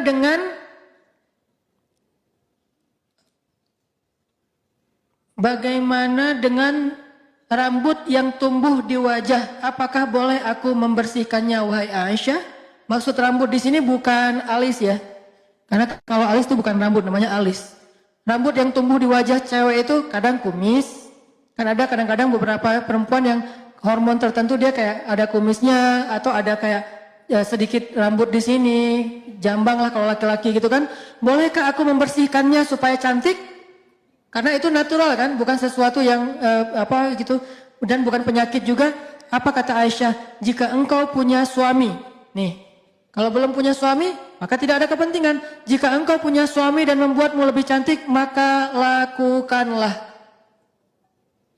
Sampai gitu-gitu amat. Aisyah mengajarkan tentang dandan kepada sahabiat, kepada perempuan-perempuan soleh di zamannya. Lalu ada seorang sahabiat, cewek Ansor, datang ke rumah Aisyah. Pas sampai di rumah Aisyah, dia buka kerudung. Karena sesama cewek kan. Dia buka kerudung, rambutnya tidak rapi. Apa kata Aisyah? Wahai perempuan, rapikanlah rambutmu untuk menyenangkan suamimu. Rapikanlah rambutmu untuk menyenangkan suamimu. Berarti kerimbat itu ibadah. Kalau niatnya buat suami. Kalau nggak bisa kerimbat di tempat yang profesional, minimal kita pakai sampo, kita bersih-bersih, kita menjaga keharuman dari rambut kita. Apalagi perempuan yang berhijab mungkin ada sedikit challenge. Saya nggak mengatakan beban, tapi challenge karena kita kan senang dengan challenge ya. Sekarang challenge macam-macam gitu, sampai ada Ustadz challenge. Tapi nggak apa-apalah Ustadz challenge-nya daripada delay challenge kan. Munculnya bebarengan lagi, ada delay, ada Ustadz. Mudah-mudahan jadi kayak alternatif juga. Itu challenge lah buat cewek yang berhijab, mungkin karena sering ketutup, dia harus lebih sering keramas, dia harus lebih sering bersihin rambutnya, dia harus lebih mentreat rambutnya lebih ekstra dibandingkan yang nggak berhijab. Dan ekstranya ini, challenge-nya ini adalah bagian dari ibadah seorang muslimah, bukan beban. Wah, nggak simpel banget sih hidup, repot banget. Justru repotnya itu adalah ibadah tambahan, kayak ibadah sunnah. Kalau nggak repot, nggak ada tambahan ibadah. Karena al-jaza ala qadril masyaqqah, balasan tergantung jenis repotnya. Makin repot, makin besar pahala, tergantung jenis kesulitan dalam beramal soleh. Jadi ibu-ibu yang dirahmati Allah SWT, ini satu lagi hadis. Suatu ketika perempuan-perempuan Ansor berkumpul di rumah Aisyah radhiyallahu anha. Lalu Aisyah menasihati mereka. Ini nasihat Aisyah untuk perempuan Ansor, berarti untuk kita juga. Wahai para istri, bertakwalah kepada Rabb kalian, taatilah suami kalian, sempurnakanlah wudhu kalian, dirikanlah sholat kalian, tunaikanlah zakat kalian, penuhilah keinginan suami kalian, dalam hal yang suka ataupun yang tidak kalian suka. Hadis diriwayatkan oleh An-Nasai. 1. Wahai para istri, bertakwalah kepada Rabb kalian, taat kepada Allah. Itu nomor 1, enggak pernah terganti. 2. Taatilah suami kalian. Seolah-olah hadis ini mirip dengan ayat, janganlah kalian menyekutukan Allah dan berbuat baiklah kepada orang tua. Jadi bagi seorang anak, amal soleh nomor 2 terbaik itu adalah berbakti kepada orang tua setelah mentauhidkan Allah. Tapi bagi seorang istri, amal soleh terbaik itu nomor 2 setelah mentauhidkan Allah adalah apa? Taatilah suami kalian. Jadi tergantung status kita. Kita sebagai anak atau kita sebagai istri. Atau kita sebagai dua-duanya, anak dan istri. Berarti kita punya banyak sekali kebaikan. Taatilah suami kalian. Terus, sempurnakanlah wudhu kalian. Karena sebaik-baik perhiasan, sebaik-baik dandanan itu adalah air wudhu. Kalau dandanan kita di dunia, itu hanya memberi cahaya wajah kita di dunia saja. Kalau air wudhu, memberi cahaya di wajah kita di dunia dan di akhirat. Gak apa-apa berdandan dengan berbagai macam alat kosmetik. Kita bisa punya misalnya beauty case segala macam yang sampai beauty case-nya bukan case lagi. Beauty baggage ya, udah satu bagasi gitu beauty-nya. Ya gak masalah juga. Terus sempurnakanlah wudhu kalian, dirikanlah sholat kalian. Karena Aisyah ini ahli ibadah. Aisyah kalau sholat, sholat sunnahnya dari duha sampai zuhur itu 1 rakaat doang loh. 1 ayat doang. Famanallahu alaina. Dia mulai sholatnya sekitar jam 7:30 atau jam 7 ketika matahari menghangat. Kan ukurannya itu ya. Jam 7 mulai sholat duha. Selesainya jam berapa? Jam 11. 8, 9, 10, 11. 4 jam. Ayatnya apa? Famanallahu alaina wa waqana adzabas samum. Nangis. Ulang lagi. Famanallahu alaina wa waqana adzabas samum. Ruku, sujud, berdiri. Famanallahu alaina. Entah berapa rakaat, ayatnya itu aja surat At-Tur. Ayat yang dibaca Aisyah dari pagi, artinya duha, sampai menjelang zuhur, sholat. Makanya Aisyah kalau ngomong kayak gini tuh bukan cuma narasi, udah ngamalin sendiri. Bab taat suaminya, bab menyenangkan suaminya, bab ibadahnya, bab tauhidnya, bab zakatnya. Tunaikanlah zakat kalian dan yang terakhir, penuhilah keinginan suami kalian dalam hal yang kalian suka atau yang kalian tidak suka. Dengan syarat tidak menyelisihi syariat pastinya. Karena tidak la ta'ata li makhluk fi maksiatil khaliq. Tidak boleh taat kepada makhluk dalam hal bermaksiat kepada khaliq. Sebetulnya ada banyak lagi hadis-hadis tentang keren banget tentang Aisyah. Ini semua yang saya pernah sampaikan tentang Aisyah. Dulunya saya tidak terlalu suka untuk menyampaikan riwayatnya kepada pendengar. Karena emang saya sedang menyampaikan dalam bentuk storytelling. Tapi sebetulnya ada banyak riwayat tentang itu. Termasuk berat badan Aisyah itu bukan masalah saya menjudge, kalau yang udah lebih berarti gak soleh. Bukan. Itu adalah sebuah motivasi. Karena itu juga relatif kan. Ada yang beratnya 60 itu ideal, ada yang 55. Angka 55 itu dalam bahasa orang Arab bukan angka persis. Orang Arab tuh kalau dibilang 1000 bukan dihitung 1000-nya. Kayak Al-Quran khairun min alfisyah. Lebih baik daripada 1000 bulan. Jangan dihitung 1000 bulan. Artinya 82 tahun sekian bulan. Bukan. Itu kaidah bahasa Arab. Dan kita melihatnya dari angle bahasa aslinya. Bahasa Arab kalau bilang 1000 artinya banyak. Kalau bilang 55 artinya ideal. Ideal itu relatif, tergantung tinggi badan. Ada 55 ideal karena tingginya sekian, ada 55 itu kurang dari ideal karena tingginya sekian. Ada yang 60 baru ideal. Jadi 55 bukan angka yang timbang. Oh 56, aduh gak soleh. Gak gitu sih. Ini harus diperjelas, mudah-mudahan tidak jadi fitnah. Maksudnya menjaga tubuh itu bagian dari jamal, bagian dari sarratka, walaupun itu bukan satu-satunya ciri cewek soleha. Kan ada 3 tadi. Cuman kalau bisa semampu kita apa salahnya. Dan itu bukan hanya soal berat badan, termasuk lifestyle, termasuk healthy healthy breakfast kayak gitu-gitu. Kita makan apa ketika sarapan? Aisyah makan apa ketika sarapan? Korma. Kita sarapan misalnya lontong kari misalnya, ya gimana ya, Kayak gitu deh. Jadi bukan masalah hanya ukuran badannya, tapi juga termasuk masalah pola makan, pola hidup. Oke, satu lagi sedikit lagi aja biar kita dapat lebih banyak hadis. Hadis tentang gimana Aisyah menyenangkan hati Nabi SAW dalam banyak adegan, termasuk seru-seruan. Aisyah itu kan anaknya tuh asik gitu kan. Makanya saya bilang gaul kalau buat saya tuh, istri saya kalau bilang istri usahanan tuh gaul, saya malah bangga. Kenapa? Saya melihat gaul itu positif. Jangan bilang gaul itu negatif, berarti kita menjudge. Karena gaul itu gak selalu negatif. Bukankah hadis Nabi riwayat At-Tirmidzi disahihkan oleh Imam Al-Albani juga? Apa kata Nabi? Al-mu'min alladhi yukhalitun nas wa yasbir ala adahum khairun au a'zamu ajran minal mu'min alladhi la yukhalitun nas wa la yasbir ala adahum. Cuman saya nggak menyampaikan teksnya aja selama ini. Mukmin yang bergaul, yukhalit itu artinya bergaul. Mukmin yang bergaul dengan manusia lalu bersabar atas gangguan mereka, kekurangan mereka, maka itu lebih baik dan lebih besar pahalanya daripada mukmin yang tidak bergaul dengan manusia dan tidak bersabar atas gangguan atau kekurangan mereka. Hadis Tirmidzi, Ibnu Majah disahihkan oleh Al-Albani. Nanti gaul nggak selalu negatif, bahkan terkadang positif. Aisyah gaul banget. Dia punya geng, dia punya teman, dia punya banyak murid, dia punya perempuan Ansor yang semuanya senang bergaul dengan Aisyah. Tapi gaulnya Aisyah bukan keluyuran keluar rumah tanpa mahram, bukan. Gaulnya Aisyah dengan perempuan.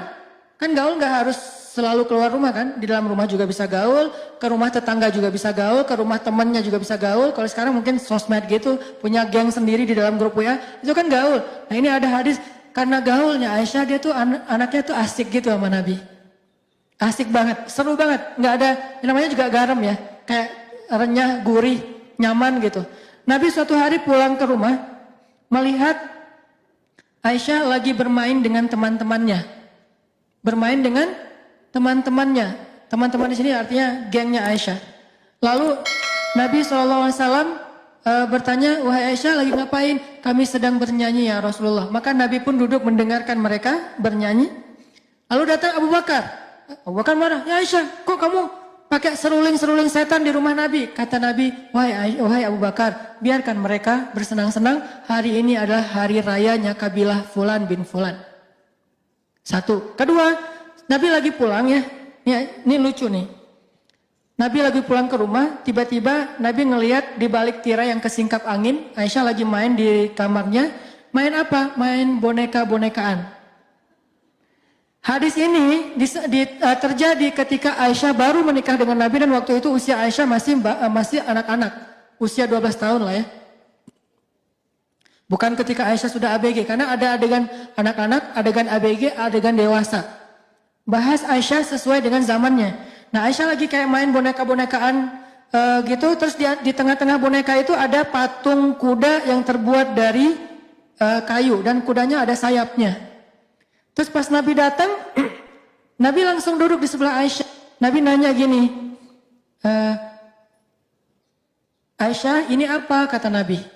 Nabi kayak pas datang lihat Aisyah lagi kayak main-main gitu, lagi ngatur-ngatur. Kayak kalau sekarang tuh kayak Barbie, terus kayak Anna, siapa gitu-gitu kan ya. Jadi banyak boneka-boneka gitu diatur-atur sama Aisyah. Di tengah-tengahnya ada kuda bersayap. Nabi langsung duduk sebelah Aisyah. Nabi nanya, Aisyah ini apa? Oh ini boneka-boneka aku, kata Aisyah. Terus kalau ini apa? Oh ini kuda. Nabi bilang, memang kuda ada sayapnya. Apa jawaban Aisyah? Ya Rasulullah, emang Nabi gak pernah dengar kalau Sulaiman itu punya kuda dan punya banyak sayap? Nabi langsung tertawa sampai terlihat gigi gerahamnya. Mana gigi geraham? Di sini. Berarti ketawanya lebar. Saking Nabi happy-nya dengan Aisyah. Terkadang kekanak-kanakan sedikit itu gemesin. Nggak masalah, selama masih mungkin tergantung usia juga ya. Kadang dewasa lebih butuh, kekanak-kanakan juga butuh kan. Buat saya sih bukan berarti kekanak-kanakan tuh harus jadi anak-anak, enggak. Kayak manja, kayak caper-caperan, itu bikin suami kadang kayak ngerasa cowok banget lah ya. Jadi kayak cowok sejati gitu dimanjain sama istri. Jangan terlalu mandiri juga kadang-kadang. Karena kalau ibu-ibu terlalu mandiri, suami jadi ngerasa nggak punya kesempatan jadi seorang cowok sejati gitu. Kan cowok sejati yang melindungi gitu, yang memanjakan, yang ngusap-ngusap kepala gitu kan. Kita kayak ngerasa mau dipijat sama suami, enggak usah, aku mah enggak terlalu capek. Enggak apa-apa, manja aja. Kalau perlu, gatel aja, minta suami yang garukin. Yang gatel, yang mana? Belakang, kanan dikit. Kiri salah. Kiri lagi. Ya. Itu tuh manja gitu tuh keren banget loh. Dan Aisyah tuh kayak gitu sama Nabi. Manja-manjaan, suami lagi itikaf, terus kayak disisir sama Aisyah itu kan manja-manjaan ya. Kayak sesekali mereka kayak kalau bahasa kita tuh kayak gila-gilaan gitu, lari-lari di tengah padang pasir gitu, terus kayak lomba-lomba lari. Itu kan gila-gilaan yang pacaran soleh yang berpahala ya. Lakukanlah itu, insya Allah berpahala dan akan seru banget hidup kita. Jangan garing-garing amat. Dan Aisyah traveler, karena emang enak diajak traveling, orangnya seru gitu, rame, nggak kayak yang jaim-jaiman. Kebayang nggak sih traveling sama pasangan kita, terus dia kayak jaim gitu, yang kita mau kemana? Terserah.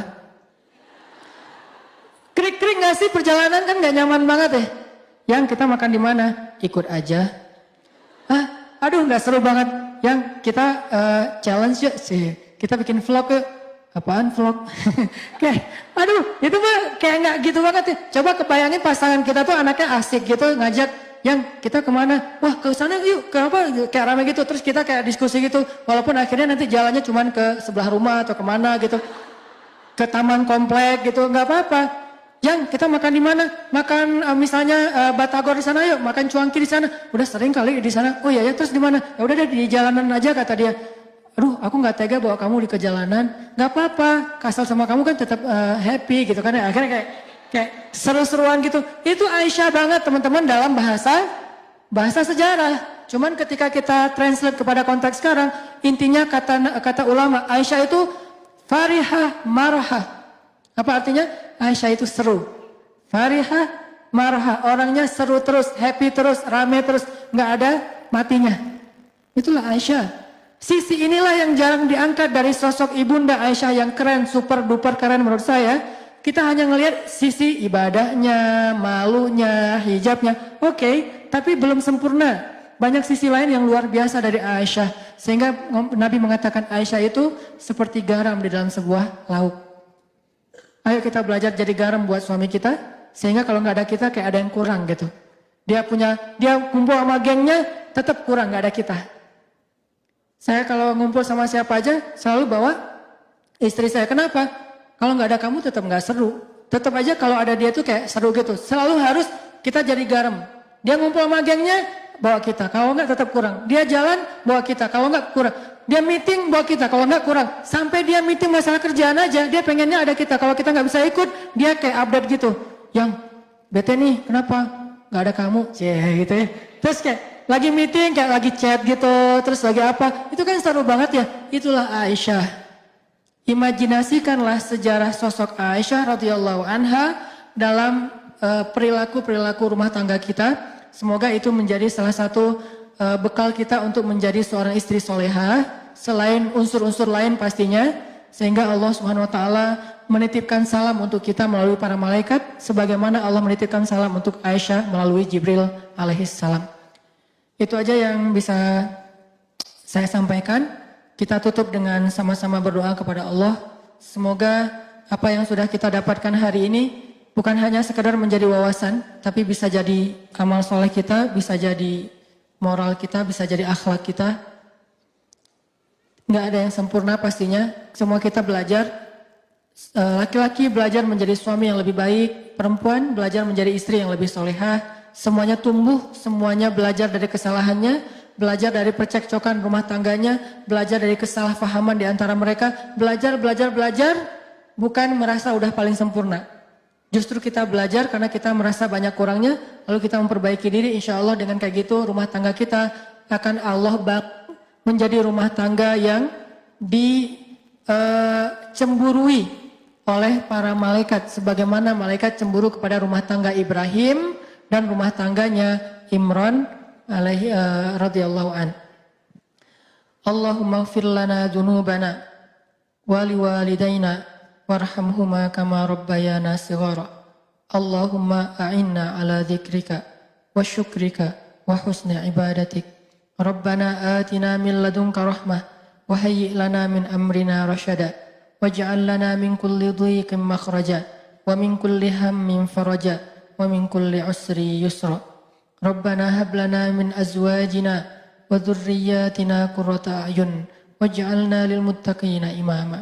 Ya Allah, ampunkanlah dosa-dosa kami ya Allah. Dosa kami sebagai anak untuk ayah dan bunda kami ya Allah. Dosa kami sebagai seorang istri untuk suami kami ya Allah. Dosa kami sebagai seorang kakak untuk adik kami ya Allah. Dosa kami sebagai seorang ibu untuk anak-anak kami ya Allah. Dosa kami sebagai murid untuk guru-guru kami ya Allah. Dosa kami sebagai seorang perempuan untuk masyarakat kami ya Allah. Ampunkanlah dosa-dosa kami yang kadang kami tidak sadar melakukannya. Tetapi dosa-dosa itu telah menutup hati kami sehingga membuat kami sulit khusyuk di dalam sholat. Membuat kami sering gampang tersinggung ketika dinasihati. Membuat kami enggan memperbaiki diri. Membuat kami jauh dari orang-orang yang solih. Ampunkanlah dosa-dosa kami ya Allah. Jangan Engkau marah kepada kami karena dosa-dosa kami tidak mengerti ya Allah. Maafkanlah kesalahan kami. Ilahana, ajarkanlah kami menjadi seorang qurrata ayun, penyejuk mata bagi pasangan kami. Karena salah satu di antara doa orang yang beriman, Rabbana hablana min azwajina wa dzurriyyatina qurrata ayun. Ya Allah ya Rabbana, jadikanlah pasangan kami atau istri kami, anak-anak kami penyejuk mata bagi kami. Dan jadikanlah kami sebagai imam dalam ketakwaan. Maka ya Allah, kami sebagai para istri meminta kepada Engkau, bimbinglah kami, ajarkanlah kami bagaimana menjadi qurrata ayun bagi suami kami, menyenangkan pandangan suami kami, sehingga itu bisa membuat dia mudah menundukkan pandangannya di luar rumah kami, membuat dia merasa betah di dalam rumahnya, membuat dia mendapatkan pahala dari memandang kami, membuat dosa-dosa kami berguguran karena dipandang lama oleh suami kami, membuat kami menjadi istri yang soleh yang Engkau ridhoi, menjadikan itu semuanya jihad dalam rumah tangga kami ya Allah. Ajarkan kami tentang hal ini. Ajarkan kami bagaimana berperilaku baik kepada suami kami. Tersenyum di wajah suami kami. Karena kami sadar, tersenyum di wajah orang lain saja selama bukan fitnah, itu adalah ibadah. Apalagi tersenyum di wajah pasangan kami sendiri. Memaafkan kesalahan orang lain saja ibadah yang luar biasa. Apalagi memaafkan kesalahan suami kami. Menjaga perasaan orang lain adalah ibadah, ra'fah. Apalagi menjaga perasaan ra'fah kepada suami. Menunaikan hak orang lain saja ibadah, wafa, apalagi wafa kepada suami kami sendiri. Tidak ada amal solih yang menjadi kebaikan untuk orang lain, kecuali itu juga kebaikan jika kami lakukan kepada suami kami sendiri ya Allah. Ilahana, ajarkan kami hikmah, ajarkan kami kecerdasan bunda Aisyah radhiyallahu anha. Ajarkan kami briliannya Aisyah radhiyallahu anha. Ajarkan kami sifat solehanya Aisyah radhiyallahu anha. Ajarkan kami sifat pemalunya Aisyah radhiyallahu anha. Ajarkan kami sisi asiknya Aisyah radhiyallahu anha. Jadikanlah kami garam untuk suami kami sebagaimana Aisyah menjadi garam untuk Rasulullah sallallahu alaihi wasallam. Rabbana atina fid dunya hasanah wa fil akhirati hasanah wa qina adzabannar. Subhanakallahumma wa bihamdika asyhadu an la ilaha illa anta astaghfiruka wa atubu ilaik. Assalamualaikum warahmatullahi wabarakatuh.